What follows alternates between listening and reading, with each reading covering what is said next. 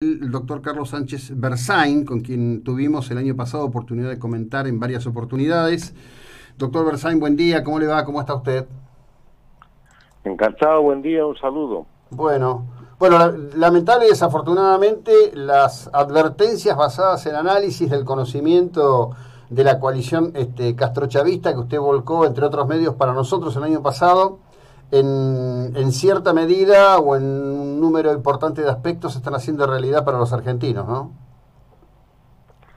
Bueno, cuando Argentina estaba en el proceso electoral, yo hice un análisis que decía que el pueblo argentino estaba siendo llevado a votar entre un mal gobierno, que era el gobierno del presidente Macri, y el retorno de la delincuencia organizada, para señalar el castrochavismo, que está definido como este grupo transnacional que ocupa el poder en varios países y que bajo el liderazgo de Cuba y el control directo de Venezuela se trata de detentar indefinidamente el poder, violando y destrozando los principios de la democracia y violando los derechos humanos. Ha tomado el poder Alberto Fernández con Cristina Kirchner, y en 10 meses de gestión todos los elementos y todas las características muestran que a la Argentina ha regresado un gobierno de corte castrochavista pleno, tanto en la política interna como en la política internacional. En el día de ayer, bueno, se produjo un hecho que demuestra la influencia de la relación con el gobierno de Cuba y el gobierno de Venezuela, un episodio, la verdad, que a los argentinos nos cubre de enorme vergüenza, que es la actitud del representante argentino en el denominado Grupo de Lima.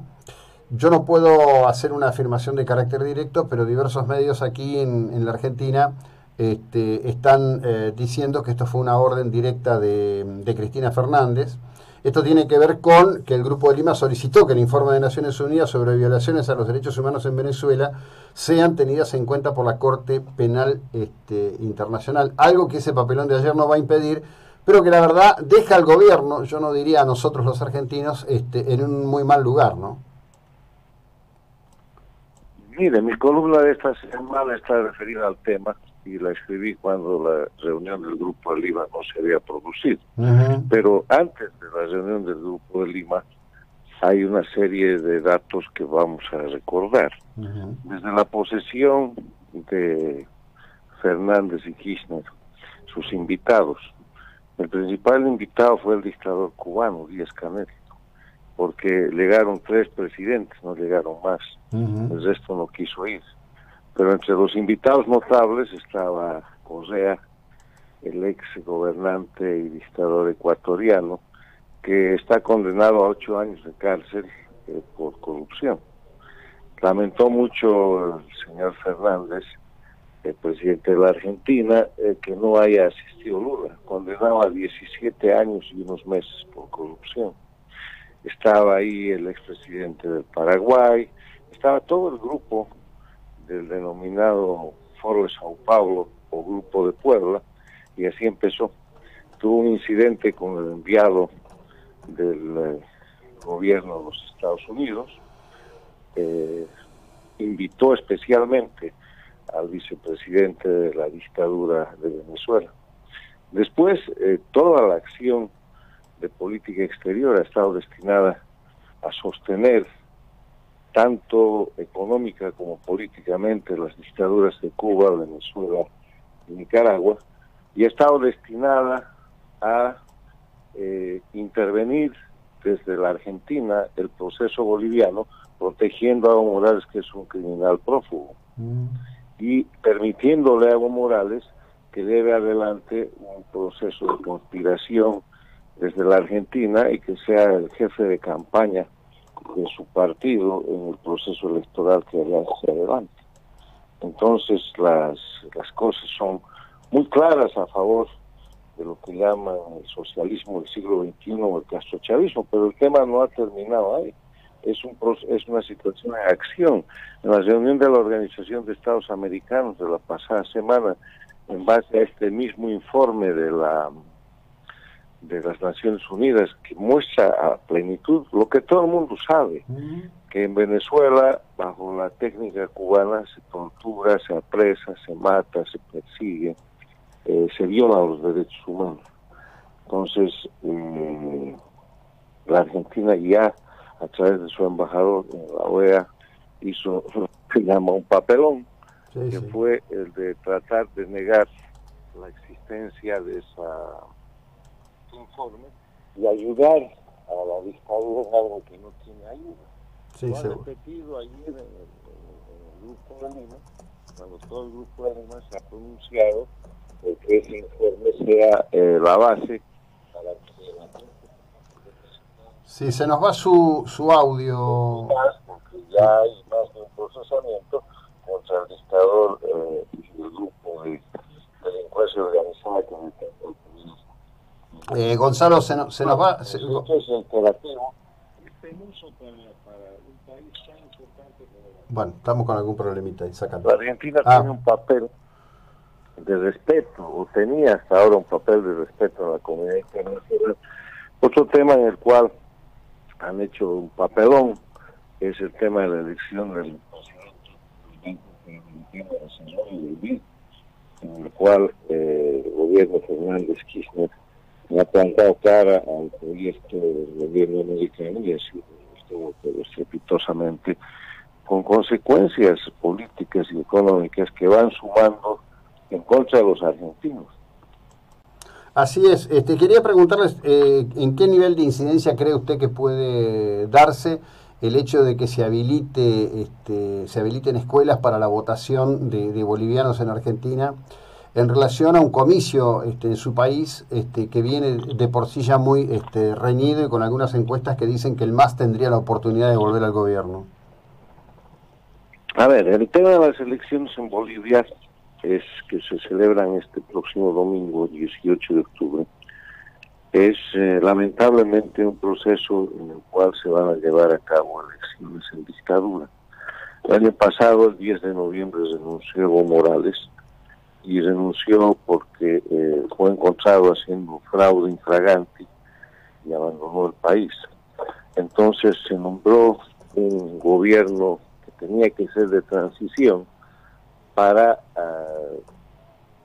llevar a cabo unas elecciones libres y justas, o sea, para restaurar en Bolivia los elementos esenciales de la democracia y llegar a un proceso electoral diferente al de octubre, el 20 de octubre pasado. Lamentablemente eso no ha sucedido. La presidenta y su gobierno, que debieron ser de transición, se han vuelto un gobierno interino funcional al MAS. Y estamos llegando a una elección un año más tarde con la misma constitución, las mismas leyes, el mismo padrón electoral, los mismos actores, con absoluta impunidad. O sea, una elección más en dictadura. Hay dos conceptos que definen lo que pasa hoy día en Bolivia. Primero, de Bolivia salió el dictador, pero no salió la dictadura. Y segundo, la elección del 18 de octubre es una elección bajo el sistema dictatorial.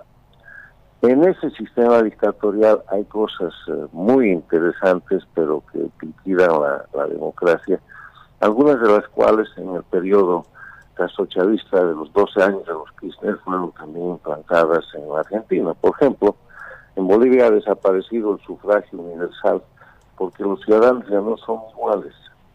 Hay unos ciudadanos que valen más que otros en su voto.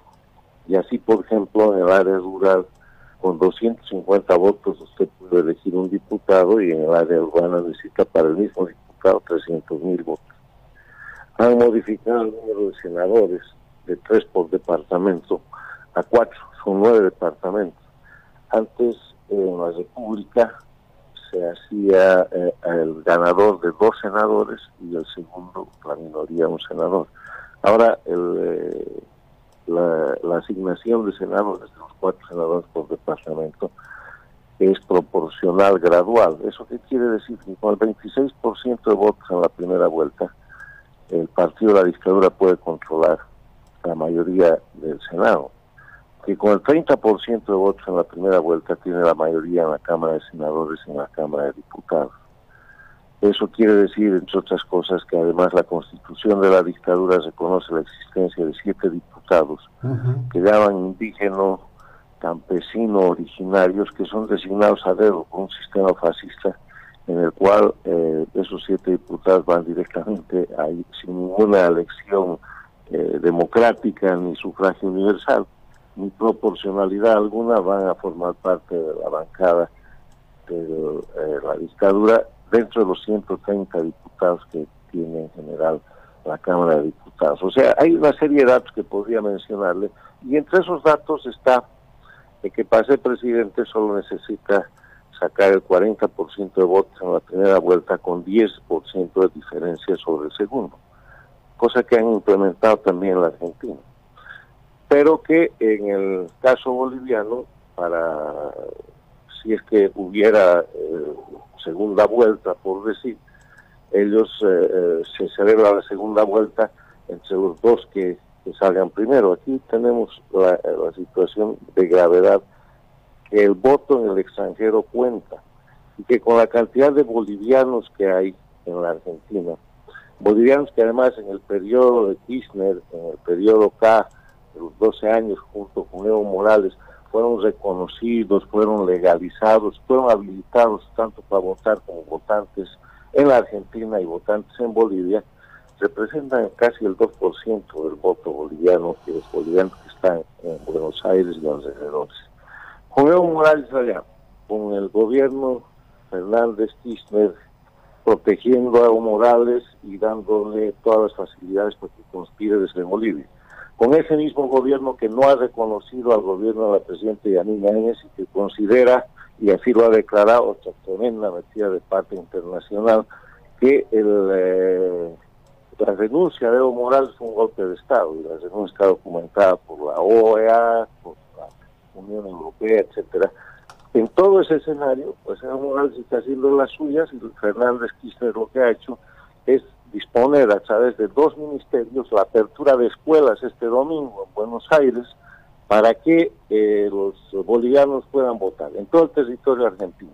Escuelas que no están abiertas para los argentinos, pero que se van a abrir este domingo para que Evo Morales pueda hacer su fraude electoral. Impresionante. Como siempre, Gonzalo, gracias, buena jornada, muy amable. Encantado, gracias.